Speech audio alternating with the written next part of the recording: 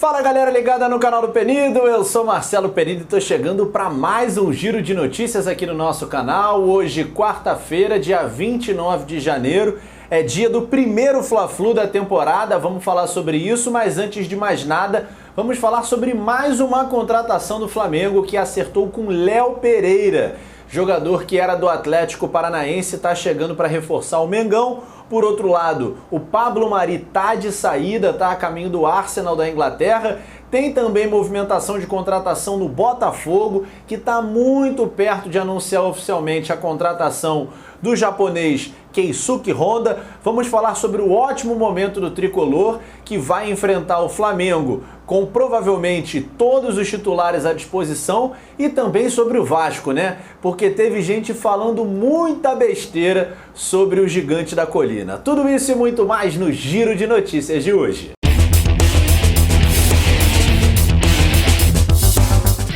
Bom, a gente já vinha falando aqui no canal, né, galera, que o Léo Pereira estava se acertando com o Flamengo, mas que essa negociação estava condicionada à saída do Pablo Mari. Pois bem, o Léo Pereira já foi anunciado como jogador do Flamengo no final da noite de ontem.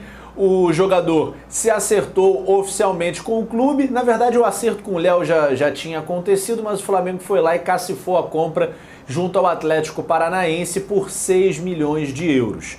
E aí tem muita gente que pode achar que é muita grana. Eu já ouvi até algumas pessoas usando a palavra desmanche, que o Flamengo estaria vendendo os seus jogadores. Mas infelizmente, gente, quando o atleta recebe uma proposta e quer defender o clube que está tentando contratá-lo, é difícil de segurá-lo. Tudo bem, ele tem contrato, mas é uma situação que é difícil, porque o Flamengo vai receber muito mais do que pagou por ele. Na ocasião, lá atrás, quando trouxe, se eu não me engano, foi 1.800.000 dólares. E agora a negociação pode chegar até 15 milhões de euros. Pô, não tem como você segurar. E o cara também, com o desejo de ir, quem não quer jogar a Premier League, né? Essa que é a verdade.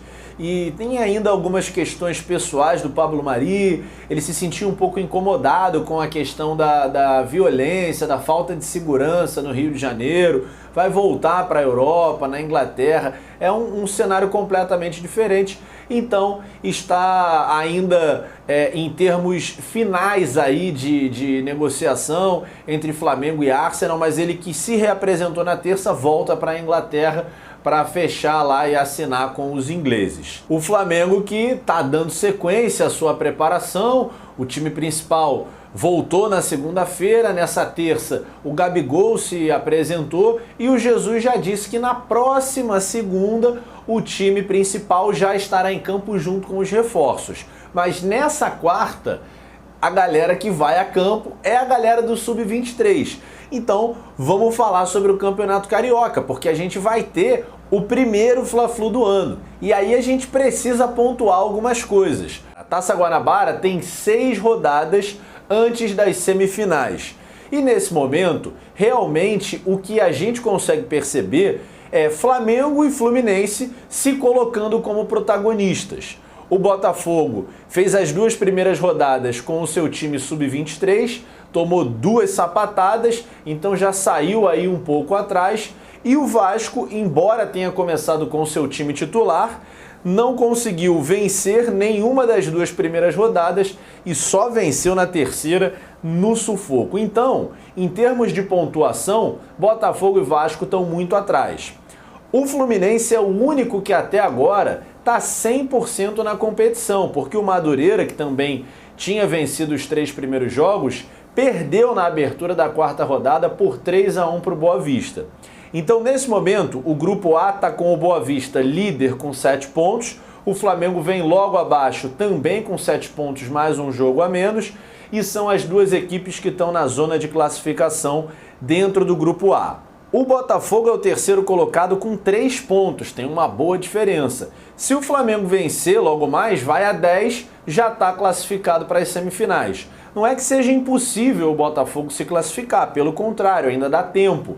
Mas hoje, nesse momento, está fora da zona de classificação. No grupo B, como é que estão as coisas? O Flu é o líder com 9, o Madureira vem logo atrás com 9, o Volta Redonda tem 6 pontos e o Vasco é o quarto colocado com 4 pontos. Então, por mais que Botafogo e Vasco nesse momento não estejam na zona de classificação, dá tempo sim de se classificarem, é possível e podem chegar nas semifinais junto com Flamengo e Fluminense. Esses dois vão entrar com certeza.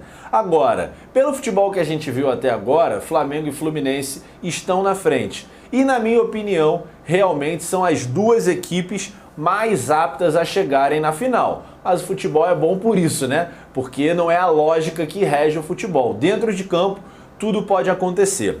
Sobre o Fla-Flu da noite desta quarta-feira, 8h30 da noite no Maracanã, a gente vai ver um time sub-23 contra um time muito experimentado. O Fluminense está voltando com os seus titulares. A tendência é que o Odair Hellmann coloque todo mundo que ele tem à disposição em campo. Então o Flu deve ir com Muriel, Gilberto, Digão ou Matheus Ferraz, Lucas Claro e Egídio, Henrique, Hudson e Iago, Nenê, Miguel e Matheus Alessandro. Claro que tem aí o Miguel de 16 anos, o próprio Matheus Alessandro, que também é cria da base, mas é um time muito mais encorpado. Tem vários veteranos nesse grupo. O Flamengo deve ir com a rapaziada, a molecada que já vem, né, sendo titular desde o início da Taça Guanabara. O Vitor Gabriel, esse tá fora, né? Inclusive foi emprestado para o Braga até o final dessa temporada, o Braga de Portugal. O Vitor Gabriel também não estava agradando nas oportunidades que teve, não aproveitou. E acho que o Mauricinho deve dar mais opção, se não começar jogando com Rodrigo Muniz e Bill, pelo menos o Bill deve entrar ao longo da partida. O Rodrigo já tinha começado no último jogo, assim como o Mateuzinho, eu imagino que vai reassumir a lateral direita. Eu espero uma partida disputada, mas evidentemente, se for falar em favoritismo para o jogo de hoje, o Flu tem uma pequena vantagem pela experiência do seu grupo. Mas vamos aguardar, porque o Flamengo também está invicto, mesmo com essa meninada, e pode sim vencer o Fluminense na noite de hoje. O Botafogo só vai entrar em campo na quinta-feira, vai encarar o Resende, 7h15 da noite, novamente jogando em casa. E o Fogão, galera, chegou a se antecipar, né, já dando como certa a contratação do Honda. Ontem ele tratou de esfriar um pouquinho a coisa, disse calma aí, não tá tudo certo, não é por aí, que é tudo muito certinho, como alguns membros do comitê disseram, mas tá tudo certo, ele vai defender o Botafogo. Como eu venho dizendo, acho que é um baita de um reforço para o atual momento do Bota. É claro que o torcedor não pode se iludir também, gente. O Botafogo não está contratando o Messi, não, está contratando o Keisuke Honda, que é um jogador que é muito experimentado, jogou 3 Copas do Mundo pelo Japão, é muito técnico e principalmente olhando para o elenco do Botafogo é um cara diferenciado, mas não é aquele cara que vai chegar para resolver e botar o Botafogo num outro nível. E eu acho que o Honda pode trazer aí um respiro de criatividade. Já tem o Bruno Nazário, que é outro jogador que é um pouco mais criativo. Então eu acho que as coisas vão ser melhores para o Botafogo nessa temporada. Isso sem falar do ponto de vista estratégico. O Botafogo precisa atrair investidores para o projeto, né, do Botafogo SA andar, sair do papel. Então o Honda vindo para cá, no ano olímpico, Tóquio vai sediar os Jogos Olímpicos. É estratégico pra caramba chamar e despertar a atenção de investidores japoneses que podem botar dinheiro no Botafogo. Eu acho que tanto do ponto de vista esportivo quanto do ponto de vista estratégico, o Botafogo está fazendo um excelente negócio trazendo o Honda. Agora, quem fez muito bem em não contratar o Jusilei foi o Vasco. Para quem está por fora, o Vasco chegou a consultar a situação dele, ele veio para o Rio de Janeiro para realizar exames médicos, a repercussão foi muito negativa e o Vasco desistiu de contratá-lo. A diretoria até tenta colocar panos quentes, disse que só fez uma consulta, mas o jogador veio para o Rio e ia assinar muito provavelmente se ele passasse nos exames, mas o Vasco desistiu do negócio.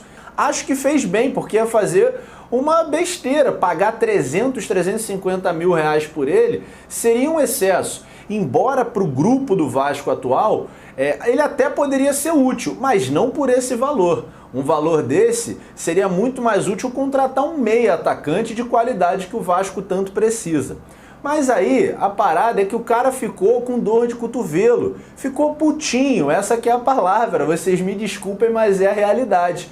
E aí ele convocou uma entrevista para falar que o Vasco tinha que agradecer a ele por ele se dispor a jogar no Vasco. Porra, meu parceiro, tu tá maluco? Quem tu tá pensando que tu é, cara? Pelo amor de Deus, um pouquinho mais de humildade vai muito bem, cara. Nenhum jogador de futebol está acima do Vasco, do Botafogo, do Ituano, de qualquer clube de futebol, por menor que seja. E a gente está falando de um dos maiores clubes do Brasil, um dos pioneiros, o clube que abriu as portas para os negros, para os operários, um clube com uma história maravilhosa de luta social. Porra, para vir um cara que, pelo amor de Deus, de um futebol mediano pra caramba, vir e falar uma coisa dessa é realmente, assim, lamentável. E é como o Castan disse há alguns dias, né? Hoje todo mundo sacaneia o Vasco. O presidente do Vasco precisa fazer alguma coisa. Eu sei que hoje uma união entre os grupos políticos do Vasco é uma coisa impossível de acontecer. Mas é preciso fazer algo para que o Vasco pare de ser saco de porrada dos outros. Agora até jogador que não é ninguém na fila do pão, tá batendo e esculachando o Vasco. Porque os rivais zoarem, eu acho que faz parte do jogo, é até muito maneiro, que é uma coisa que é da cultura do futebol, brincar, sacanear o adversário. Agora vir um maluco que não é nada, não conquistou nada, não fez nada pelo futebol, cagar uma regra dessa é realmente difícil de aturar. É isso aí, fica a dica, Vasco, precisa acordar, porque senão é um Jusilei da vida ou outro Zé Ruela que vai vir e vai falar o que quiser de uma instituição com a história que tem o Vasco da Gama. A gente depois dessa fica até por aqui, né? Não tem nem mais o que falar, galera. Fortalece aí deixando o seu like. Se for novo no canal, se inscreva, é muito importante. Clica aí no sininho, ative as notificações, dá essa moral que o YouTube vai te mandando os videozinhos, os avisos, quando a gente postar coisa nova. Falou? Logo mais, 8 da noite, começa o pré-jogo aqui no canal do Penido. Flamengo e Fluminense, primeiro Fla-Flu do ano. Não vai perder, né, rapaziada? Tamo junto!